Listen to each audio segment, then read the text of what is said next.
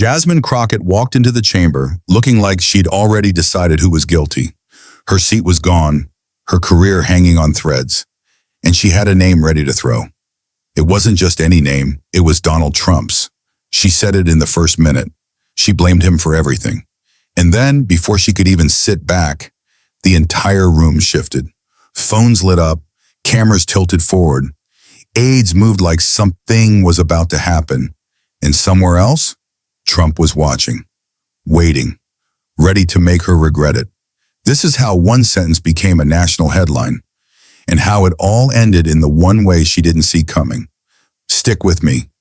And if you want every twist in stories like this, make sure you subscribe right now. The schedule read like every other oversight session. Neat blocks of time, rehearsed talking points, and a witness list that was supposed to play like a muted documentary. Nobody expected sparks. Nobody thought today would be the day Jasmine Crockett's career line would bend sharply downward. From the start, the room carried that false calm that only Washington can manufacture. Members leaned back, flipping through binders they had already read 3 times. Staffers pretended to be busy while really scrolling for headlines. The press gallery sat half empty, as if even they expected this to be another low-heat hearing.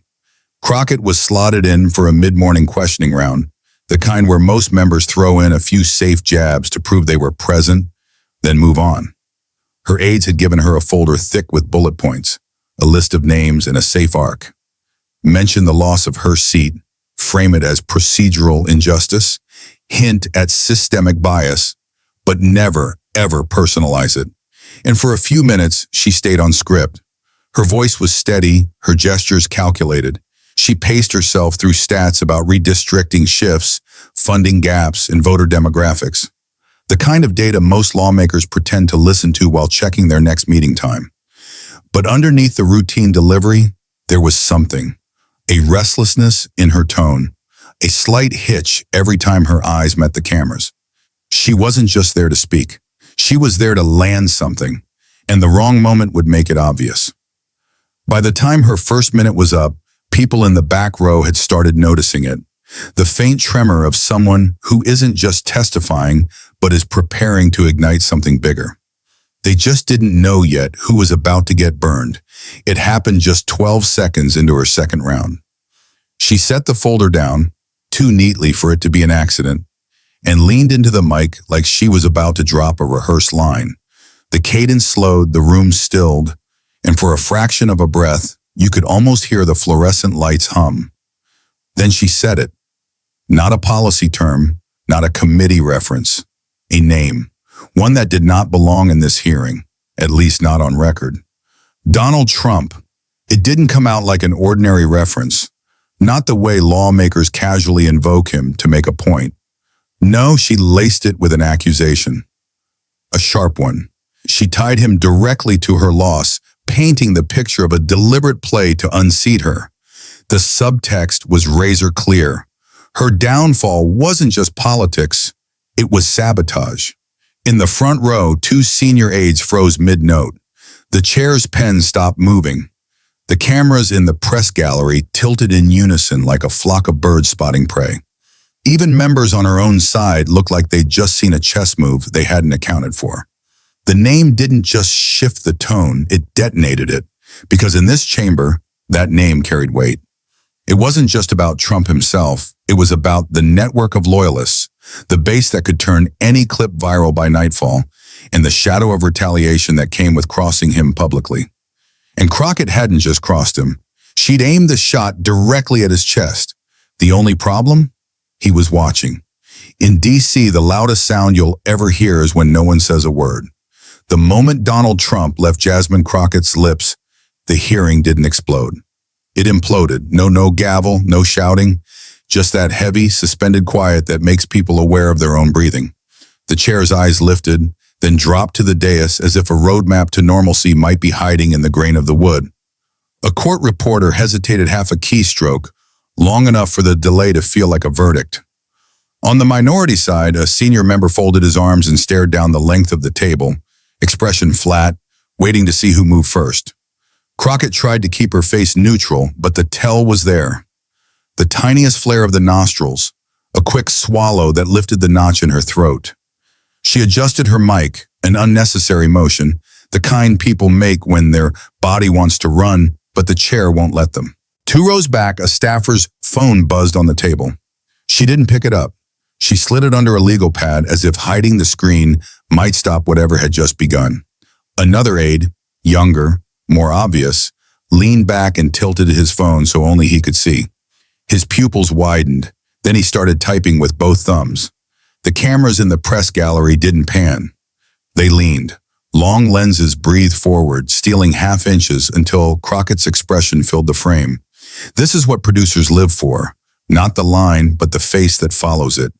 Across the country, a comms director who never misses a morning hearing clipped the 12-second soundbite and sent it to a thread with a single caption. "You seeing this?" The reply came in 3 dots, then 1 word: forwarding. On the dais, a lone cough ricocheted off the paneling.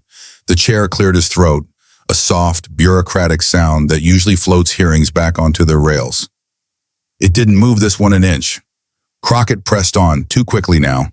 She tried to fold Trump's name back into policy, to dilute accusation into process. But everyone knew what they'd just heard. It wasn't a footnote, it was the headline. The stenographer's transcript would carry the sentence in black and white, unblinking. The ranking member tilted his mic. "Madam Chair, a point of order on relevance." He didn't finish. The chair cut him off gently. "The gentlewoman will confine her remarks to the matter at hand."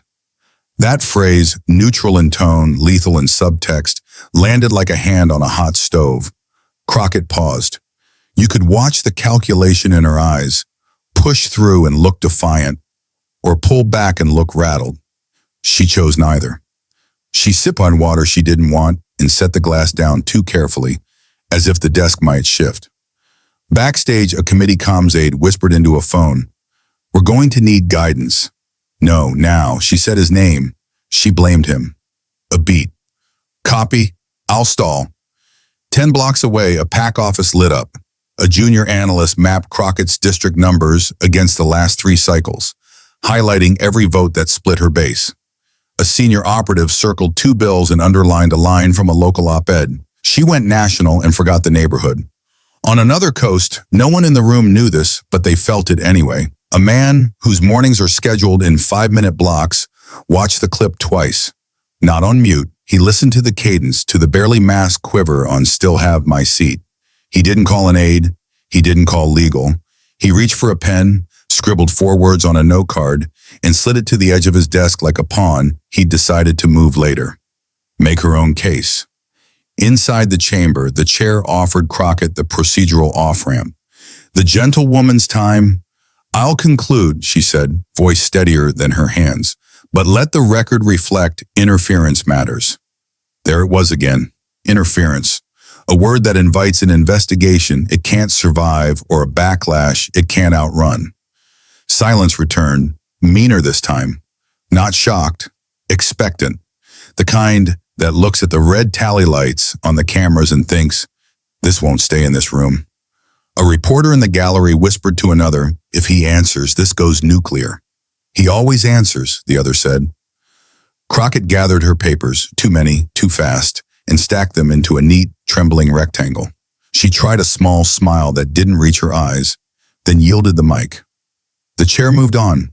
The hearing did not. The next member spoke, but the room was listening somewhere else, to a future sentence that hadn't been spoken yet, to a reply it already feared it would recognize. In the hallway, doors opened on hydraulic sighs. Staffers spilled into fluorescent light, phones already at their ears, voices pitched low. "We need to pre-butt, draft 3 lines, emphasize systems, not names." Someone in a Navy suit said the quiet thing out loud. "We just gave him the ball." Back inside, Crockett stared at the wood grain on the table as if it might offer an exit. It didn't. The record had heard her. The cameras had stored her. The clip was already taking shape, shaved down to the one sentence that would define her day. And somewhere the note card with 4 words waited on the edge of a desk. The counterpunch wasn't here yet, but the room had already made space for it. It didn't come from the podium. It came from a place that didn't even need the mic. The first ripple hit not from a press conference, but from a single post, 11 words, no hashtags, no emojis, time-stamped 9:07 a.m. Eastern. If you lose your seat, don't blame me, blame yourself. No signature, no tag, but it didn't need one. The font, the spacing, the tone. Anyone who'd followed American politics in the last decade knew whose fingers had typed it. Screenshots bloomed across feeds before the original had even finished loading on some timelines. Crockett's staff saw it in the green room. One aide froze mid-sentence, another whispered, "Do we respond?" The communications director shook her head too sharply. "Not yet. Let him own it first." The second ripple was louder. 20 minutes later, cable chyron, Trump hits back at Crockett. "Blame yourself" on split screen, archived footage rolled of Crockett's hearing moment. It replayed in slow motion, her lips forming the name, her eyes darting sideways after the sentence. The anchor's voiceover flattened the nuance. In a stunning escalation, former President Donald Trump has... By lunch, the third ripple arrived, and it was paper, a single sheet leaked to two political reporters with rival mastheads. An internal district memo from months earlier, marked confidential in red across the top, listing primary vulnerabilities. Two bullet points in the middle were now circled in ink. One read, "Perceived absence from district events." High-profile national comments viewed as divisive by swing precincts. No one needed to guess who'd circled them. The photo of the page had a familiar desk wood grain in the background, the kind seen in countless photo ops of a certain office in Palm Beach. By 2 p.m., a radio host read the memo live on air, voice dripping with theater. And guess who just made those bullet points go from internal to international? Crockett's camp finally moved. A statement went out under her letterhead. "I have always spoken truth to power, regardless of the backlash. Today is no different." But it was too late. The story wasn't about her courage. It was about his reply. Inside her office, blinds drawn, she read the leaked memo twice. "Where did they even get this?" she asked, though no one dared answer. An aide tried to pivot. "We can still control the narrative if we..." "No," Crockett cut in, her voice brittle but low.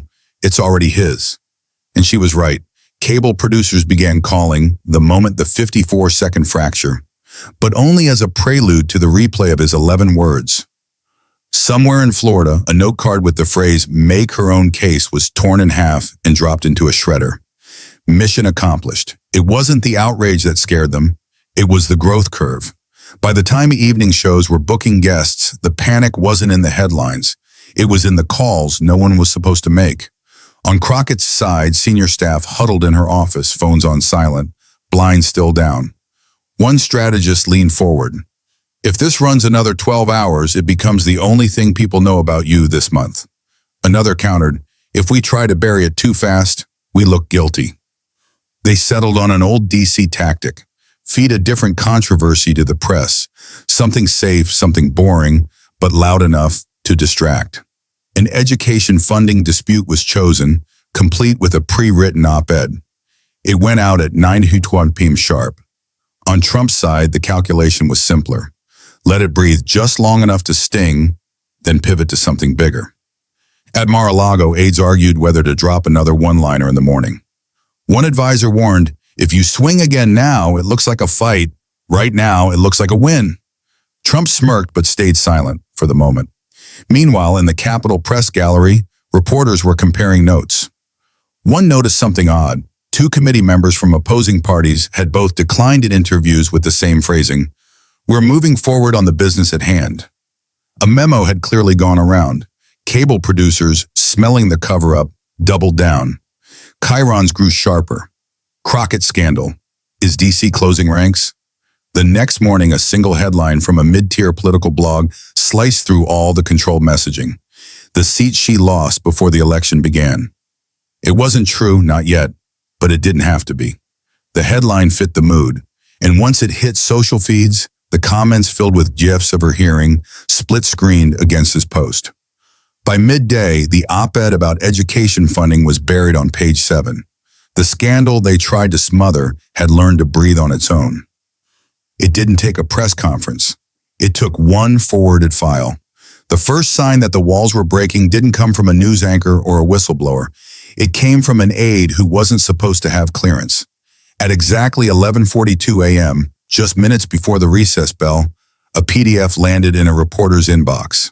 No subject line, no greeting, just a single attachment and the words, "You should see page 4." Page 4 was a timestamped note from the committee's internal chat log. It showed exactly when Crockett's remark was typed up in the official minutes, and the note beside it, "Strike before public release, sensitive language." The kind of phrase that only fuels speculation. Within 20 minutes, 3 independent journalists had confirmed the file's authenticity. It wasn't yet viral, but it was already unstoppable. The story had moved from "she said it" to "they tried to erase it." Crockett's office was still drafting her morning statement when the push alert started hitting phones in the Capitol. Exclusive committee log suggests effort to delete Crockett remark. On Trump's side, the mood shifted from patience to precision. The former president didn't just repost the article, he highlighted the timestamp in red, circled the phrase, "strike before public release," and added one word, "why."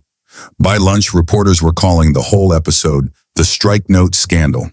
The hearing's agenda, carefully built for weeks, had dissolved into pure damage control. Staffers who had been whispering about moving on now whispered about subpoenas. And somewhere between those whispers, someone in the press gallery muttered the sentence that summed up the day: "You can argue with a remark, but you can't unsend a file." The room had cleared halfway. The echoes of gavel strikes were still in the air, but no one cared about the official close. The real session was still unfolding, in inboxes, in group chats, on live streams running without permission. Crockett's seat was empty, but her words hadn't left. They were on screens in every hallway, slowed down, captioned, replayed in a loop that made them heavier each time. Trump, never one to waste a moment, was already live on Truth Social. Not ranting, not even grinning.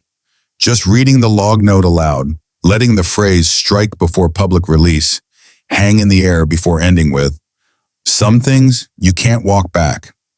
There was no applause, no jeers, just the kind of hush that meant the line had landed.